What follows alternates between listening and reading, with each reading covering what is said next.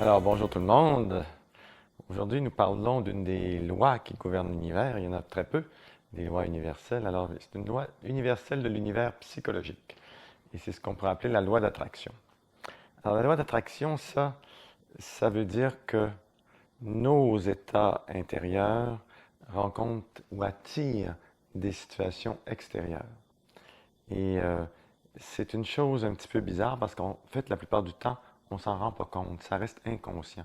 On ne se rend pas compte qu'effectivement, les gens, les situations qu'on rencontre sont attirées par nos états intérieurs. Et quand on se dit qu'il y a un lien entre les deux, on ne reconnaît même pas nécessairement comment nos états ont pu attirer ce genre de choses-là. Alors, cette idée-là nous vient en fait, Jung était une des principales personnes qui s'est intéressée à ça. Il a posé cette loi-là ou ce principe-là qu'il a appelé lui la synchronicité. C'est-à-dire que certains événements intérieurs avaient l'air en synchronie avec des événements extérieurs. Et lui, il a remarqué ça avec ses patients parce qu'il se rendait compte qu'effectivement, au gré d'une thérapie, tout à coup, sans qu'on agisse vraiment sur le monde extérieur, à mesure que des nœuds intérieurs se dénouent, la vie extérieure de la personne change.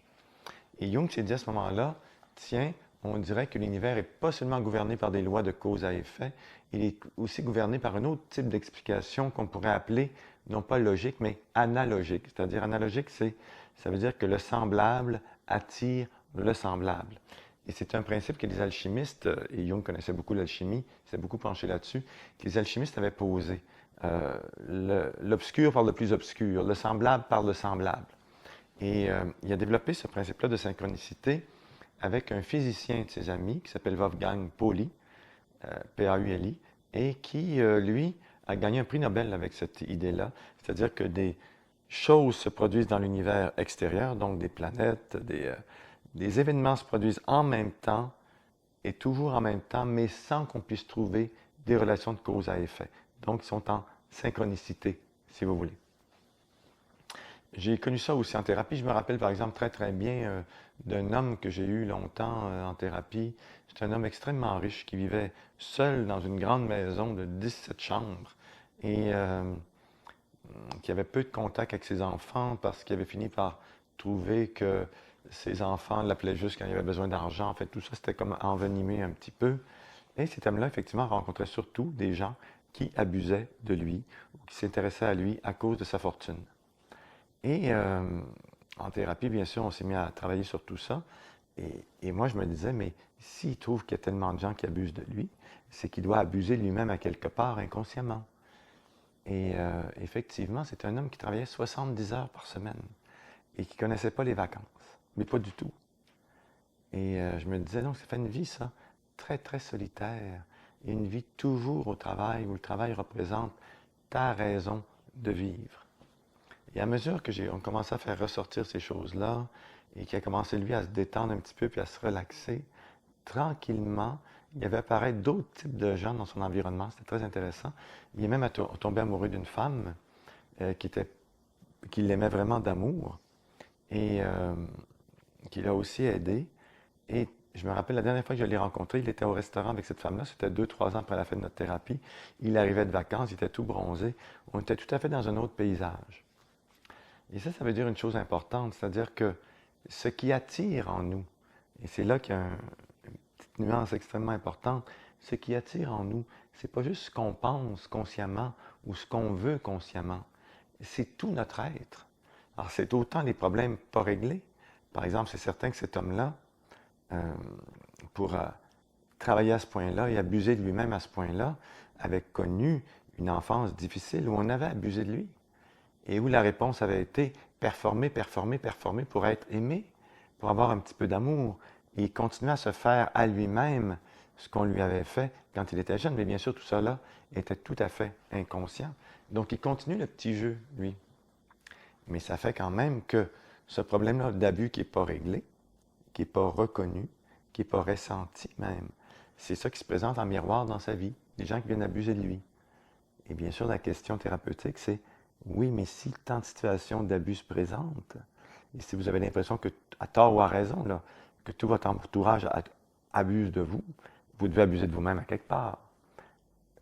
C'est psychologique, vous voyez, comme question. C'est pas ne faites pas ça devant la cour, là. Si tu dis une femme battue, vous avez attiré votre sort, c'est pas ça qui est question.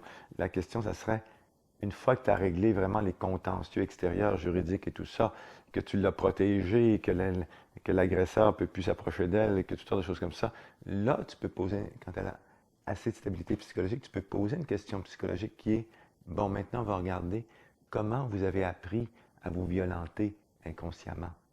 Ça, c'est pas une chose que les autres vous font, c'est une chose que vous faites à vous-même ou que vous laissez les autres vous faire.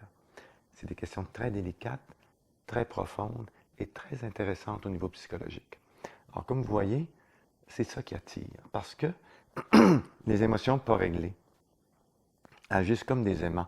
On a quelques petites chroniques là, sur des complexes, que je vous décrivais ça, que le complexe, à sa base, c'est une émotion, et cette émotion-là agit comme un aimant sur toutes les expériences qui ressemblent à ça. Et ça devient même des sortes de lunettes avec lesquelles on regarde le monde. Et donc, c'est sûr qu'un enfant qui s'est senti rejeté, négligé, est toujours prêt à remettre ces lunettes-là au moindre petite association, chose qui ressemble à ça, évocation d'une chose comme ça.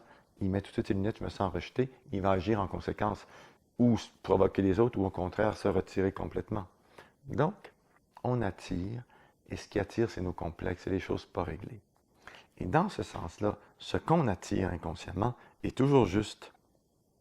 Même si vous avez l'impression que vous êtes en train de répéter de l'abus, que vous êtes manipulé, dominé, peu importe. C'est pas grave. Vous avez quelque chose à apprendre là parce que ça ne pourrait pas se répéter si c'était réglé. Et c'est là que ça s'applique vraiment fortement, la loi d'attraction ou le principe de synchronicité de Jung. Si ça n'existait pas chez vous comme dynamique, vous seriez indifférent à ça. Ça ne pourrait pas vous intéresser, vous vous diriez tout de suite « Ah non, je ne me sens pas bien là-dedans ». Vous vous choisiriez. Mais là, vous vous durez dans la situation, puis vous dites « C'est peut-être bien de ma faute, puis peut-être que l'autre a raison », puis même si vous vous sentez manipulé, mais vous continuez. Donc, ça veut dire qu'il y a quelque chose en vous qui participe encore à cette dynamique-là inconsciemment. Et c'est ça qu'il faut aller visiter jusqu'à temps qu'on puisse l'harmoniser intérieurement, se guérir de ça et vraiment faire un choix pour soi.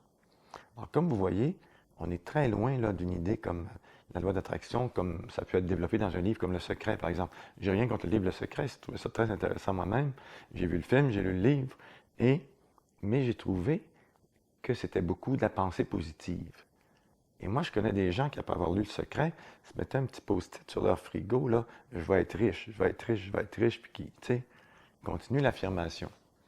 Alors, en tant que psy, tu te dis, c'est sûr que ça ne peut pas nuire. Tu sais, c'est dire, je vais être riche, je vais rencontrer un amoureux, je vais être amoureux, mais ça ne peut pas nuire dans le sens que mieux avoir cet état d'esprit-là qu'un état d'esprit complètement négatif. Et dans ce sens-là, ça sert vraiment. Maintenant, c'est faire fi de toute la part de l'inconscient qui lui vient dire, ben non, il n'y a pas juste un maître dans cette maison-là, il y en a un autre qui est inconscient. Et cet autre-là, lui, a besoin que certaines situations se répètent. Que la personne soit replongée d'instant en instant dans des situations troubles, difficiles, ambiguës, ambivalentes, pour être capable de faire des nouveaux choix à l'intérieur de ça et défaire des nœuds, rompre des attachements inconscients en les rendant conscients.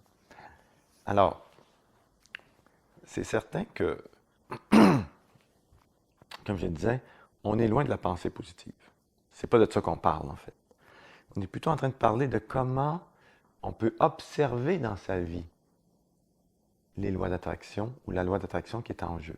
Et à partir de là, faire un examen de conscience et se dire, tiens, comment ça fait que je me retrouve encore une fois ou toujours dans ce genre de situation-là?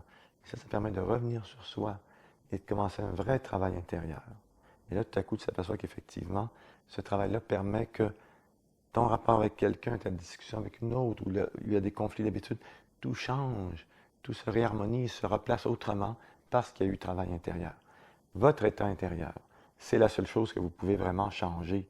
La vie arrive, tu sais, ça arrive, ça vous arrive, et la vie est pleine d'embûches, très prolifique dans ce sens-là.